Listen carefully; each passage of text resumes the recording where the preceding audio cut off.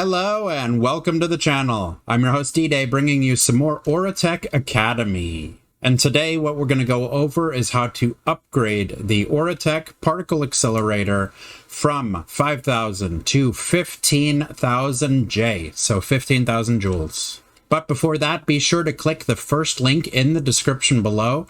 That is a link to the entire Oritech Academy playlist.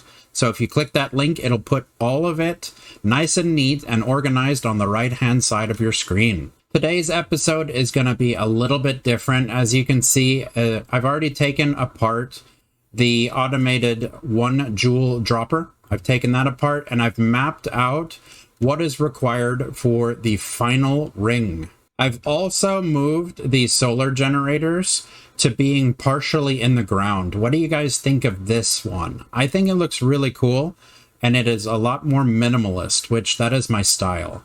So we're going to make one small change to the setup from last time, and what I'm going to do, just for symmetry, is we're going to break this particle accelerator here, the sensor, and we're going to put it here. And then we're also going to move the comparator over by 1. So we're going to put it here. And redstone. Okay. And the reason why I'm doing that is so that we can add our 5th particle accelerator linear motor, making it even on all sides. And it puts this particle accelerator sensor in a straight line with the next one we're going to put down. All right. And for the most important part, the bottom row here is going to be 27 blocks long. The diagonal is going to be 1, 2, 3, 4, 5, 6, 7, 8, 9. Then another 27, another 9, another 27, 9, 27, and then we loop around with 9 into the original row. Okay, so we're going to need 27 particle accelerator linear motors for this one.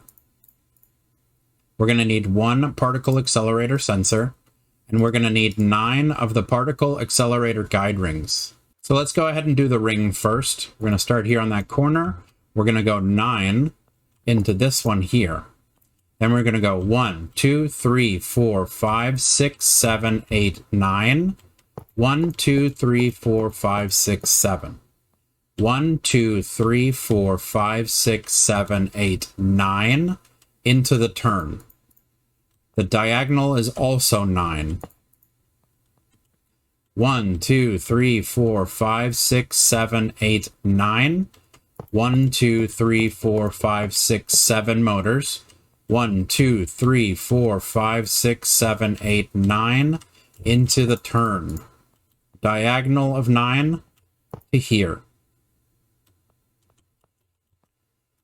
1, 2, 3, 4, 5, 6, 7, 8, 9 blocks. 1, 2, 3, 4, 5, 6, 7 motors. 1, 2, 3, 4, 5, 6, 7, 8, 9 into the turn. Boop, boop. Into this turn of 9 blocks. The diagonal is 9. And then this one's a little bit different. 1, 2, 3, 4, 5, 6, 7, 8, 9. Sensor and 6 motors. Boom. Like that. 1, 2, 3, 4, 5, 6, 7, 8, 9. Very important. The speed that it ejects out is, I believe, 8,000. It will not go further than a diagonal of 9 or a straightaway of 9. Also, this part's going to be a little bit different. It's going to eject from here. It's going to go 1, 2, 3, 4, 5, 6, 7 into the 9th spot. And I'll fire that way. It'll go 1, 2, 3, 4, 5. When it comes back around, it's going to have a jump of 1, 2, 3, 4, 5, 6, 7, 8, 9, because it's going to ignore this guy. All right, and just like these guys here, redstone sensors, they need a comparator. And then we have our redstone signal going this direction. And I'm just going to go ahead and stop here. Because this one, the 15,000, we're not going to be needing to eject it into another row, because this is the final row. All right, and we have one thing left, which is hooking up all of these guys to power. So let me go ahead, set this guy here, and boop, and 1, 2, 3, 4, 5, 6. We also need to connect this one that we added to the previous row. All of the other ones are going to have 7. Right here. 1, 2, 3, 4, 5, 6, 7. And then the framed superconductor, which we can connect to the line over here. So we need to put one here. 1, 2, 3, 4, 5, 6, 7. And over here. Right here. 1, 2, 3, 4, 5, 6, 7. All right, let me just do a quick pit stop here. I realize that we are out of netherrack. Come on, there you go. All right, so this guy can keep making netherite scraps for us. And we got a little bit more of the nether quartz, which unfortunately in this pack, we have to gather it by hand. So it's painstaking in order to turn into quartz dust and then to turn into silicone, which then gets turned into the Oritech silicone. I'm really hoping that a future update will give us nether ore deposits to be able to mine up glowstone and the nether quartz specifically. All right, looks like all of this is back up and running. Yeah, so I'm going to leave this guy up and running for more uranium and then all the way up to Heisenberg's. The bottleneck is the nether quartz. Okay, so back to what we were doing. We are doing the nether star recipe. So let me show you guys real quick. 15,000 joules. An overcharged crystal with a netherite ingot at 15,000 will smash together to make a nether star, which in this pack we cannot make the wither. The only way we can make nether stars is by particle collision. All right, so we are at that point now. We have everything set up. Let me give you guys an eagle eye view. Now that the solar panels are not blocking the view, if you need to look at it longer, be sure to hit pause. And the solar panels are just me being aesthetic, like seeing if there's some kind of cool design we can put in the middle of the particle accelerator. It is not required. All right, let's grab our dropper setup that we've been using each of the episodes. We have our diamond chest, our item pipe, dropper, our second particle accelerator, hopper, trapdoors, repeaters, and more guide rings. All right, so let's do the guide rings first. We're going to put one past the knuckle, one in front of the knuckle. And then this particle can only go 1 joule per meter. So it can only jump over one spot. So let's see, is that far enough out? That looks far enough out for me. Let's drop down our particle accelerator, hugging the guide ring here. We got our hopper. We got 1, 2, and 3. We can get rid of this one to add the dropper. Attach our trapdoors, just in case the magnet causes you grief, the way it does me. I'm going to get rid of our hopper so it doesn't drop any items in, going backwards. Get rid of these two. And put the hopper back. Nice. 1, 2, 1, 1, 1, 1. And now we can move the redstone signal from our dropper all the way down to here and connect it to our line right here, which it definitely will not be able to reach. That's why we have redstone repeaters on hand. And of course, let's not forget to pull the items out so that they don't get stuck. I moved the other box here, which had the overcharged crystals. Let's go ahead and grab this guy and put it right next to it over here. There we go. Overcharged crystals, and then this is going to be nether stars. So let's grab one overcharged crystal, put it in here so that it's ready, and let's launch an item into the system and watch it go all the way up to 15,000. So we're shooting netherite ingots. Let me give you guys a really good view. There we go. That's nice. The middle one's going to spin. It's reading the redstone signal. Now it's solid. And when it gets to 800, it's going to launch it into the next ring. Now it's measuring that one, and when it hits 2500, it goes into the next ring. Boom. Now it's measuring from 1 block more than last episode. So it's going to go all the way up to a redstone signal of 14 before launching it into the last circle, which I believe the redstone signal for 14 is around 10,000. This ring here is the one that will take very, very, very long. Like, this one is much longer than the previous rings because it takes so much power to accelerate an item that is already going at very, very fast speeds. This is definitely the point where everything has to be moved to superconductors, and you have to start working with more than 10,000 RF a tick. I believe my entire setup right now is running about 60,000 RF a tick, just dedicated to Oritech. As we all know, 60,000 RF a tick with other mods is kind of a joke, if you think about it.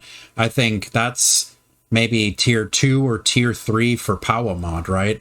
But since this is running just Oritech Academy, this is pretty respectable. So just a little teaser on what we're going to do after the 15,000J episode. This one is from Nether Stars.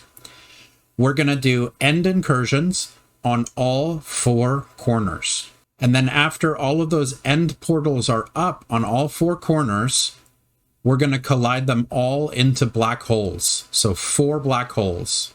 And those 4 black holes will then have our cobblestone generator built underneath it.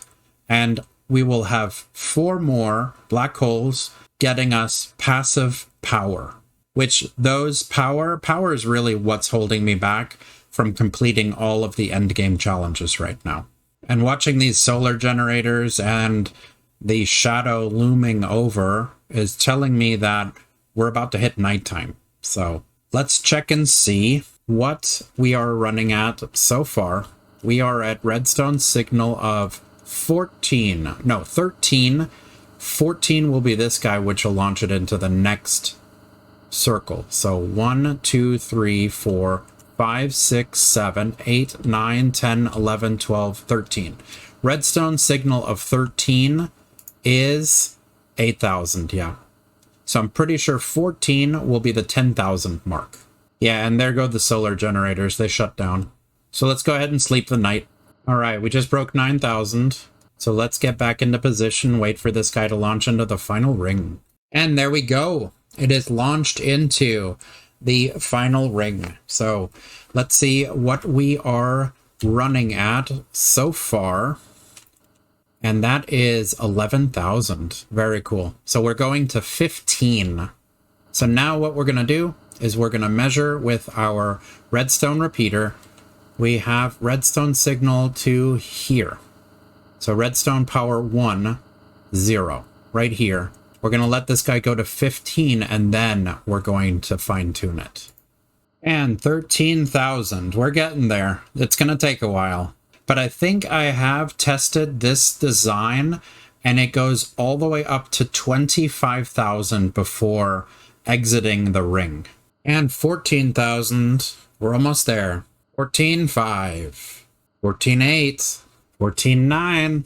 And 15, let's go close the circuit. So we are over here at this one. Boop. And does it reach? Oh, it doesn't reach by 1. So let's just go add one more right here. There we go. Drop in the overcharged crystal. Boom. Satisfying. Nether star. There we go.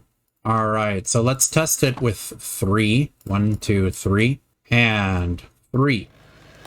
So let's automate 3, and I will work on a little bit of solar panel work. So I'm checking in the very top, we see the purple line, and we're about to hit 10,000. So I want to see if 10,000 triggers it to skip into the next line. Yes, it is 10,000. So that means if you needed to go up to 10,000, you only need the first, what is that? 3 rings. The center is 800, the next one is 2,500, and the next one is 10,000.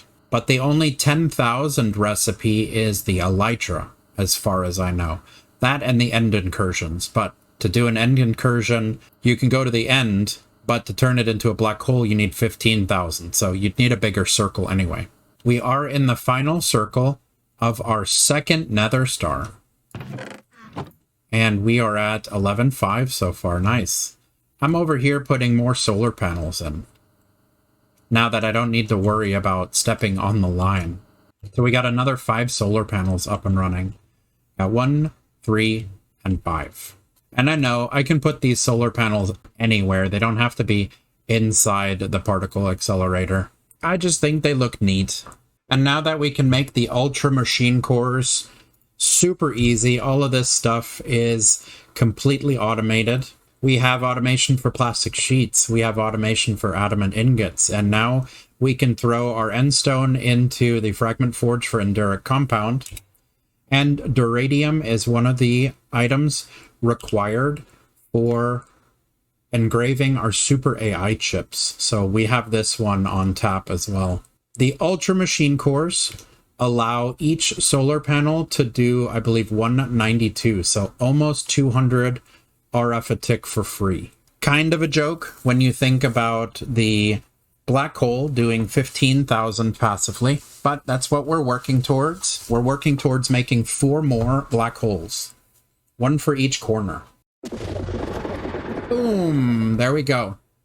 And did it start? It started the new one. Let's make 100% sure. Yep, there's our second nether star. Perfect. There they are. Put the nether stars in the junk drawer. Wow. So these are the 5 nether stars that I made when we were working the 15,000 back in Oritech Academy when I accidentally made the black hole. We were working on nether stars. So we already have 5. And now we have 2 more. So we're working on our 8th. All right, we have a total of 7. We're working on our 8th. And I think a great place to leave the episode off on is going to be the cybernetics, the augmentation chamber. I didn't think we were going to go this route, but the Aegis system requires 8 nether stars. So we'll work on this and we'll begin the research and see what the psionic strikes and what the hyper redundancy matrix do. Because then we'll be 1 step closer towards living fortress. So while we wait, let's go ahead and knock out this guy up here. Reduced gravity, begin research. All right, and let's put our dirt chest down and let's go ahead and pull out 1 stack of our Heisenberg compensators, because I believe we only need 32 of these guys. Yeah, we need 32. Then we need a stack of fluxite, a stack of plutonium pellets, and the 8 nether stars. All right, we're creeping up on the 10,000. We got everything but the last nether star. So let's go ahead and watch this guy jump into the next ring. Bloop, there we go. Now we're working on 15,000 for our last nether star. Boom, there we go. So let's see, it should immediately start with the next one. Yep, there it goes. So we're making 1 more nether star because we have automated 3 of them. We can watch this guy just jump into the next circle. Boom, very cool. Okay, everything's working like a charm. So let's grab this final nether star and we can end the episode off on getting this augment. All right, so this super expensive augment I did not think I was going to go for. It's going to take us 2 minutes. The Aegis system projects a force field woven from spatial anomalies. Grants 8 armor points. Very cool. I don't think it's going to show an actual force field though. All right, so 10 seconds. Let's see what we need to install this Aegis system. And we need 16 obsidian, overcharged, and a 32 blocks of fluxite. That's not that expensive. What do we need for psionic strikes? So we can't click on it because we need the hyper redundancy matrix first. So what is this? Overclocks biological systems with redundant nanomech. Boosts maximum health by 10. 5 hearts. Cool. And we need another nether star. Good thing we're working on that, right? Duradium and energite. This is easy peasy. Alright, Aegis system. We're going to install it. And what we need, 6432 and a nether star. 6432 and a nether star. Alright, so we're just going to extend the episode just a little bit more for this one extra nether star. Boom! There we go. Alright, is that our nether star? It is. Cool. So let's go ahead and end the episode on getting this last augment in. Alright, hyper redundancy matrix, and a little bit over 1 minute, which will unlock what we need to see psionic strikes and the living fortress. Very cool. Alright, so to apply it, 64 duradium dust, no problem. It's just the fragment forge and a full stack of blocks of redstone. Psionic strikes channels psionic energy into devastating kinetic strikes, grants +6 attack damage. Alright, blaze rods, fluxite, and enderic compound. That's not difficult at all. And living fortress fuses organic tissue with liquid metal for unparalleled. Does it keep going? Grants 10 health, another 5 hearts. Okay. So it's just another 5 hearts with another 8 nether stars. Alright, there we go. We finished the Oritech Particle Accelerator Setup for 500 all the way to 15,000. Thank you so much for joining me today. Smash like to show your appreciation and consider leaving a boom in the comments section below. Also, click on my dude here to subscribe for more Let's Plays.